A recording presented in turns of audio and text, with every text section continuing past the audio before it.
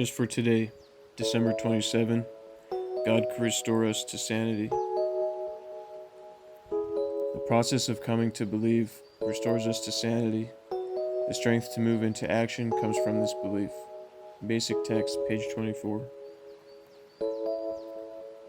Now that we've finally admitted our insanity and seen examples of it in all its manifestations, we might be tempted to believe that we are doomed to repeat this behavior for the rest of our lives.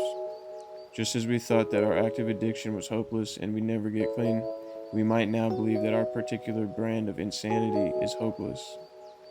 Not so. We know that we owe our freedom from active addiction to the grace of a loving God.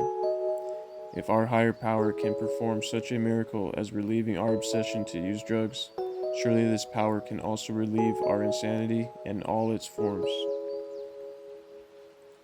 If we doubt this, all we have to do is think about the sanity that has already been restored to our lives. Maybe we've gotten carried away with our credit cards, but sanity returns when we admit defeat and cut them all up. Perhaps we've been feeling lonely and want to go visit our old using buddies. Going to visit our sponsor instead is a sane act. The insanity of our addiction recedes into the past as we begin experiencing moments of sanity in our recovery.